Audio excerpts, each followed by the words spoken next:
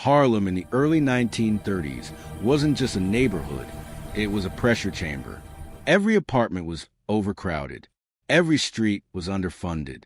Every corner was watched, not protected, but watched. Black families were boxed into Harlem by design. Landlords charged more for less. Jobs were scarce. Schools were broken, and the police weren't there to serve. They were there to remind people who had power. In that environment, survival wasn't guaranteed. Respect had to be taken. That's where Ellsworth Raymond Johnson grew up.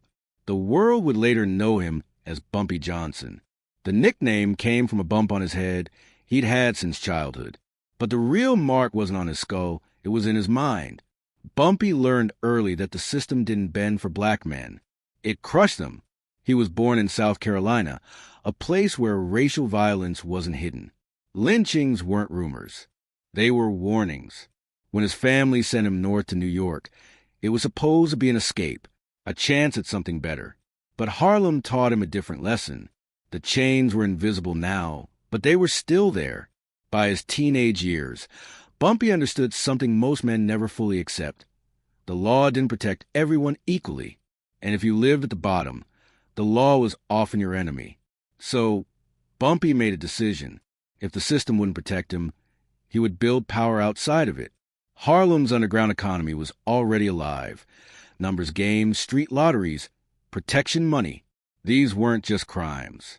They were survival systems created because legal systems were closed to black people. Bumpy didn't stumble into this world. He studied it. He watched who made money. He watched who survived. And more importantly, he watched who commanded respect without constant violence. Bumpy was smart. He read constantly. Philosophy, poetry, history, that combination, intelligence and street instinct, made him dangerous in a way fists never could. By his 20s, he wasn't just another hustler. He was a problem. White gangsters who saw Harlem as easy money quickly learned there was a gatekeeper, someone who knew every block, every face, every unwritten rule. Police noticed him too, and they hated him. Bumpy didn't behave like a man who was afraid of authority. When officers harassed black shop owners, Bumpy intervened. When landlords tried to evict families unfairly, Bumpy applied pressure. Sometimes that pressure came with threats. Sometimes it came with money. Sometimes it came with consequences. The important thing was this: Harlem saw results. People didn't look at Bumpy with fear. They looked at him with trust. That made him something more dangerous than a criminal. It made him a leader. By the mid-1930s, Harlem was living under two systems of control. One was City Hall. The other was Bumpy Johnson. And New York City has never tolerated divided power. That's when Dutch Schultz entered the picture. Schultz was a ruthless white gangster who controlled massive criminal operations across the city. To him, Harlem wasn't a community. It was untapped profit. And Bumpy Johnson was an obstacle. Schultz wanted Harlem's numbers racket. Bumpy refused to give it up. What followed wasn't a negotiation. It was a war. Schultz sent killers into Harlem. Bumpy sent them back in coffins. Bodies dropped in alleyways. Cars exploded. Men disappeared. The police knew exactly what was happening and did nothing. As long as black men were dying, the violence stayed invisible.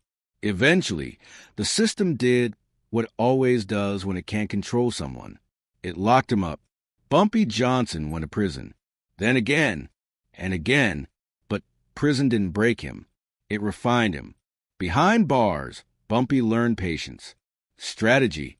He learned how power actually worked, not through chaos, but through structure. He built alliances. He earned respect even inside a system designed to strip men of identity.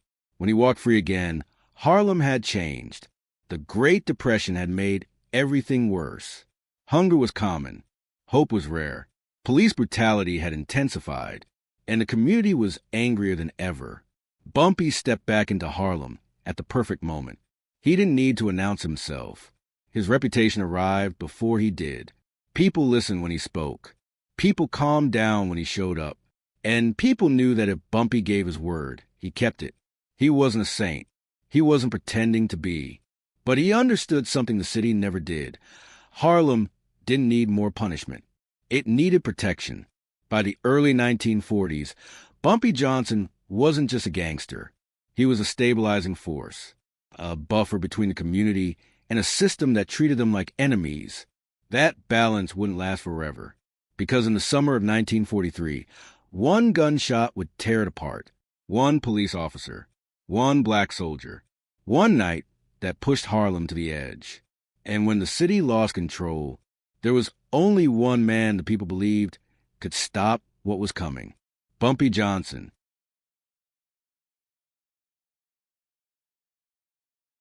By the late 1930s, Harlem had become valuable in a way it never had before, not because the city cared about its people, but because there was money to be made. The numbers game alone was pulling in millions. Small bets from working-class black families added up to an underground economy that rivaled legal businesses. And white gangsters were watching closely. At the top of that list was Dutch Schultz. Schultz wasn't subtle. He didn't negotiate with communities. He conquered them. In neighborhoods where he operated, his rule was simple: pay up or disappear. To Schultz, Harlem was unfinished business. To Bumpy Johnson, Harlem was home. When Schultz's men first started pushing into Harlem, they didn't announce themselves. They leaned on shop owners. They threatened runners. They tried to buy off smaller operators. Most gangs folded. Bumpy didn't. Word reached Schultz quickly. There was one man standing in the way, a black gangster who refused to take orders, someone who thought he could control Harlem without white permission. Schultz took that personally. The first message Schultz sent wasn't verbal. It was a body. One of Bumpy's runners was found beaten to death in an alley. No robbery. No explanation. Just a warning. Bumpy understood immediately. This wasn't business anymore. This was war. Harlem changed overnight. Streets that once buzzed with music, and conversation went quiet after dark. Men walked with their heads on a swivel. Every passing car could be death. Schultz's killers were professionals. Ice cold. Paid well.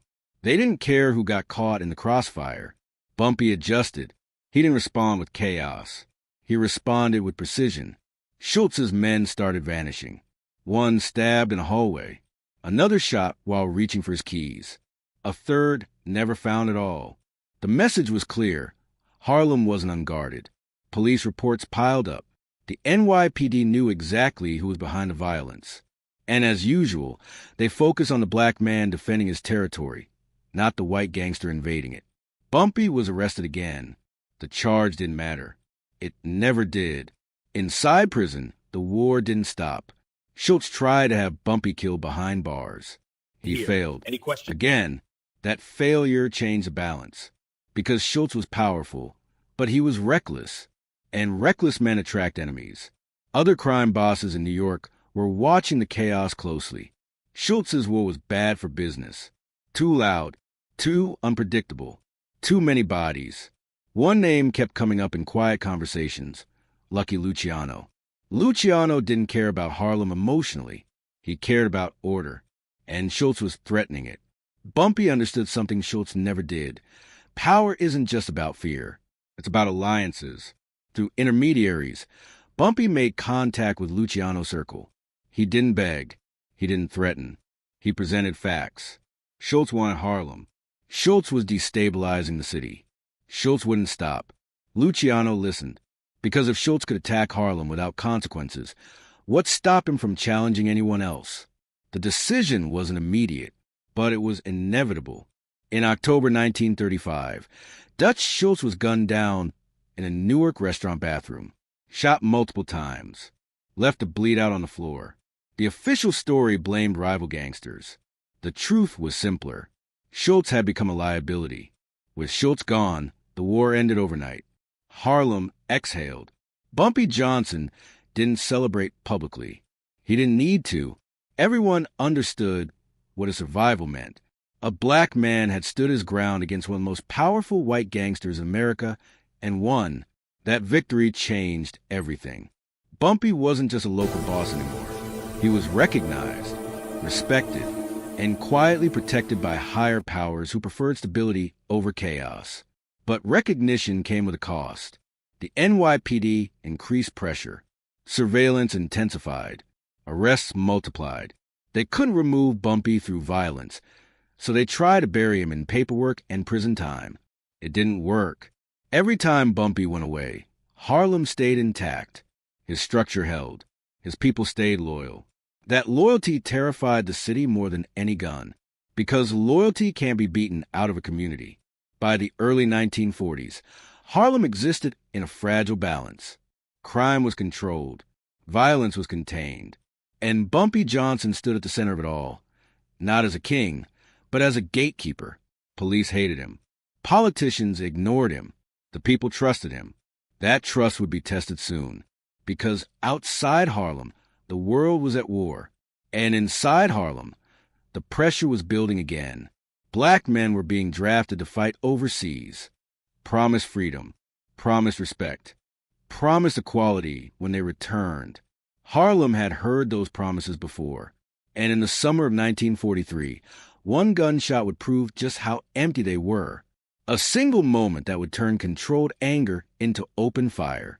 A night that would push Harlem into chaos. And a decision that would force Bumpy Johnson to choose between power and destruction. The war with Dutch Schultz had taught him how to survive. What came next would demand something harder. Leadership. In 1943, Harlem wasn't just tired. It was exhausted. The war overseas was supposed to mean something. Black men were being drafted in huge numbers, sent to fight fascism, tyranny, and racial supremacy in Europe. They wore the uniform with pride. They believed service would finally earn them respect at home. But Harlem knew the truth. A uniform didn't change your skin color. Soldiers came home on leave and were still followed in stores, still denied service, still stopped by police for no reason other than being black in public. The contradiction was unbearable. Fight for freedom abroad. Be treated like a suspect at home. Police behavior in Harlem only made it worse. Officers didn't walk the neighborhood. They occupied it. Squad cars cruised slowly, windows down, eyes scanning for excuses. Arrests were aggressive. Beatings were common. Complaints went nowhere. The city called it law enforcement. Harlem called it humiliation. Bumpy Johnson saw all of it. By this point, he wasn't in the shadows anymore. He was visible, known. When tensions flared, people looked to him instinctively, not because he was official, but because he listened. When fights broke out, Bumpy sent men to calm things down. When rumors spread, he cut through them before panic took over. He understood something city leaders didn't. Anger spreads faster than fire if no one acknowledges it. But even Bumpy couldn't slow what was coming. On the night of August 1st, 1943, Harlem reached its breaking point. At a hotel on West 126th Street, a confrontation unfolded that should have ended quietly. A black woman argued with hotel staff over a charge he believed was unfair. Police were called. Voices rose. Hands were grabbed. A black soldier, home on leave, stepped in. He wasn't aggressive. He wasn't threatening. He was wearing the uniform of the United States Army. Witnesses would later give different accounts, but the ending was the same in every version. A white police officer drew his weapon and fired. The bullet struck the soldier. Blood spilled onto the floor. In that moment, Harlem heard something louder than the gunshot. It heard confirmation. Confirmation that service didn't matter. That sacrifice didn't matter. That black lives were still disposable. Police rushed the soldier to the hospital. Rumors followed faster than facts. Some said he had died. Others said the officer was being protected. No official statement came fast enough. Within minutes, word spread through Harlem. They shot one of our own. People poured into the streets. At first, it wasn't violence. It was disbelief, then anger, then fury. Crowds gathered outside the hotel. 50 turned into hundreds. Hundreds turned into thousands. And then something changed. Store windows shattered. Police cars were rocked. Sirens screamed but meant nothing. The violence wasn't random. Black-owned businesses were largely untouched. The targets were symbols, stores that exploited Harlem, places that refused to hire black workers, institutions that treated the neighborhood like a profit zone. Police tried to regain control. They failed. By late evening, the NYPD was overwhelmed. Officers pulled back. Commanders made calls they hoped they wouldn't have to make. The city realized it was losing Harlem. Mayor Fiorello LaGuardia was notified that the situation was spiraling. Options were limited. More police would only escalate the violence. The next step was unthinkable: military force. The National Guard was placed on standby. That was the city's answer. Harlem's answer was different. As fires burned and glass littered the streets, one name kept coming up, passed from mouth to mouth, block to block. Bumpy.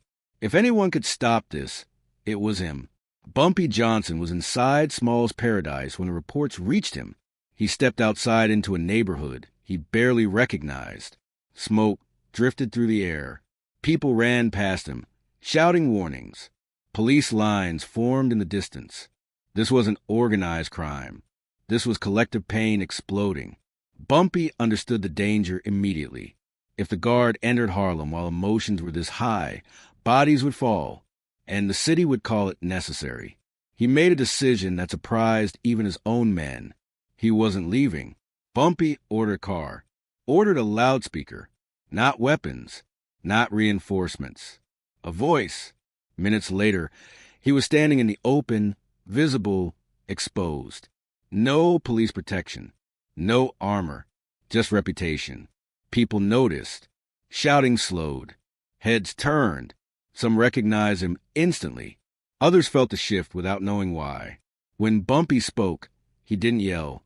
He didn't threaten. He spoke like someone who understood exactly why everyone was angry. He acknowledged the pain, the injustice, the rage. He didn't tell people they were wrong to feel it. Then he told them the truth they didn't want to hear. Destroying Harlem wouldn't punish the system. It would give the system an excuse to roll in troops, an excuse to label everyone criminals, an excuse to crush the neighborhood completely. He reminded them of what waited on the other side of that night. Funerals, arrests, records that would follow family for generations. And then he made a promise. He would handle the city. He would confront power directly. But only if Harlem stood down. The moment stretched. Fires still burned. Sirens still wailed. Then, slowly, something incredible happened. People began to leave. Not because police ordered them to. Not because the city demanded it. Because they trusted the man speaking. By midnight, the streets were clearing. When the National Guard arrived, they found a neighborhood already quieting itself. The riot had burned itself out, not through force, but restraint.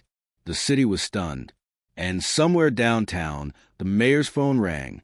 Bumpy Johnson was on the line. What he said next would change the relationship between Harlem and power forever. The riot had ended, but the danger hadn't. Harlem was quiet in the way a clenched fist is quiet.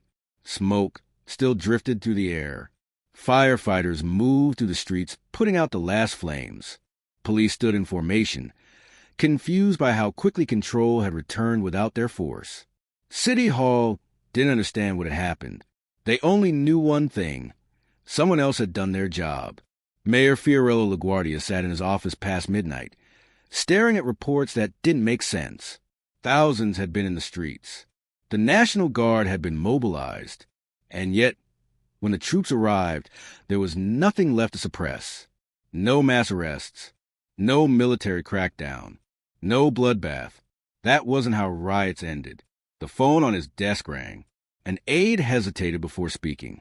"Mr. Mayor, there's a call for you." The man says his name is Bumpy Johnson. LaGuardia paused. He knew the name. Every politician in New York did. But men like Bumpy Johnson weren't supposed to call City Hall. They weren't supposed to exist in official conversations. After a moment, the mayor spoke, put him through. The voice on the other end was calm, controlled, almost polite. "Good evening, Mr. Mayor. This is Bumpy Johnson." LaGuardia replied carefully, "I know who you are." "That saves time," Bumpy said, "because I don't plan on wasting any." There was no anger in his voice, no bravado, just certainty. "I just stopped a riot your police couldn't control," Bumpy continued. 10,000 people were in those streets, and they listened to me. LaGuardia stiffened. I didn't ask for your involvement. You didn't have to, Bumpy replied. I live there. Those are my people. And I wasn't about to let them be slaughtered because your officers don't know how to handle Harlem. The mayor pushed back. He mentioned investigations, procedures, internal reviews. He spoke in the language of bureaucracy. Bumpy wasn't impressed. Let me be clear, he said. What happened tonight didn't start with a riot. It started with a badge and a gun. And if you treat this like paperwork, the next one will be worse. LaGuardia tried to interrupt. Bumpy kept going. I stopped tonight because I wanted peace. But peace doesn't come free. And it doesn't come from promises. The line went quiet. Then the mayor asked the question he had been avoiding. What do you want? Bumpy didn't hesitate. The officer who shot that soldier is done. Not suspended. Gone. Fired. And he's not the only one. LaGuardia's voice hardened. You don't get to make demands of this office. I'm not demanding, Bumpy said calmly. I'm explaining reality. He laid it out simply. Harlem didn't trust the police. Harlem didn't believe investigations. Harlem had watched officers beat people without consequence for years. And tonight, Bumpy said, they watched me stop something you couldn't. The implication was clear. If the city wanted order, it would have to deal with him. I have names, Bumpy continued. Officers who've been abusing people in Harlem. You remove them, and I guarantee you won't see another riot like this. And if I don't, LaGuardia asked. Bumpy's voice dropped. Then next time, I won't calm anyone down. Silence filled the line. It wasn't a threat screamed in anger. It was worse, a statement delivered without emotion. LaGuardia understood exactly what Bumpy meant. If Harlem burned again, the city might not survive the fallout. I'll look into it, the mayor said finally. You've got 72 hours, Bumpy replied. After that, whatever happens is on you. The line went dead. For the rest of the night, LaGuardia didn't sleep. He knew the truth. The officer involved had a record. So did others in the precinct. Complaints buried. Reports altered. Patterns ignored. Firing white officers at the demand of a black gangster would be political suicide. But another riot would be worse. 3 days later, the city acted quietly. No press conference. No speeches. No explanations. Several officers were dismissed. Following an internal review, the man who fired the shot would never wear a badge again. The newspapers ran small notices. Buried deep. No names. No details. But Harlem noticed. They knew what had happened. They knew who made it happen. For the first time, the system had blinked. Not because of courts. Not because of protests. But because one man had leverage no politician could ignore, the trust of an entire neighborhood. From that point on, City Hall treated Harlem differently. Not fairly, not equally, but carefully. Police commanders changed tactics. Aggression was toned down, not eliminated, but controlled. Officers understood that another spark could bring consequences they couldn't predict. And Bumpy Johnson became something unheard of, a man the city would never acknowledge publicly, but would always listen privately. He didn't run Harlem openly. He didn't need to. Power doesn't announce itself. It makes others adjust their behavior. Years later, when political tensions flared again, when prominent black leaders were killed and the city feared unrest, the police didn't call politicians first. They called Bumpy, because they understood something they never admitted out loud. Real authority in Harlem didn't come from a badge. It came from respect. But power like that comes with a price. Age, surveillance, constant pressure, and eventually, an ending no amount of control can avoid. Bumpy Johnson's final chapter was approaching, and with it, the line between legend and man would finally blur. Mid-1960s, Harlem was changing again. A new generation was coming up, louder, more political, less patient. The civil rights movement had shifted from polite demands to open confrontation. Marches replaced backroom deals. Speeches replaced street rules. Bumpy Johnson was getting older. He was still respected, still feared by those who needed to fear him. But time was catching up, and Harlem's anger was no longer underground. When Malcolm X rose to national attention, Harlem listened. His words carried the same frustration people had been carrying for decades. But unlike politicians, Malcolm spoke plainly. He didn't ask for acceptance. He demanded dignity. The city watched closely. They remembered 1943. They remembered what Harlem could become when pushed too far. When Malcolm X was assassinated in 1965, New York held its breath. The police expected riots. City Hall prepared for chaos. Extra officers were deployed. The National Guard was quietly alerted. But once again, the city reached for a name it never said out loud. Bumpy Johnson. Officers contacted him indirectly. Not as an order, as a request. They asked him to help keep the peace at Malcolm's funeral. Bumpy agreed. Not for the city. For Harlem, he moved through the neighborhood calmly, speaking people who were on edge, reminding them that burning Harlem wouldn't honor Malcolm's message. That destruction would only hand power back to the same system Malcolm had challenged. The funeral passed without mass violence. The city exhaled again. But something had shifted. The streets didn't belong to Bumpy the way they once had. The rules he lived by were being replaced. Drugs were coming in heavier. Heroin was changing the economics of crime, poisoning communities instead of supporting them. Bumpy hated it. He tried to keep heroin out of Harlem. He spoke against it. But the market didn't listen to morals. Younger crews didn't care about legacy or protection. They cared about profit. For the first time in his life, Bumpy was losing control. Not to the police, not to politicians, but to time. He spent more hours alone. Read more. Talk less. The man who once stood in the middle of riots now watched the neighborhood from a distance. Still, when he walked the streets, people noticed, not because he demanded it, because history followed him. On July 7th, 1968, Bumpy Johnson sat down at Wells Restaurant in Harlem, a place he'd visited countless times. A familiar booth, a familiar meal. Mid-conversation, his body gave out. He collapsed quietly. No gunfire. No sirens, no violence. A heart attack. The man who survived wars, prison, and enemies died doing the most ordinary thing imaginable. The news spread fast. Harlem didn't react with fear. It reacted with silence. Then grief. Thousands attended his funeral. Streets filled with people, not criminals, not politicians, not celebrities, regular Harlem residents. Families, shop owners, elders, children who'd grown up hearing his name spoken with respect.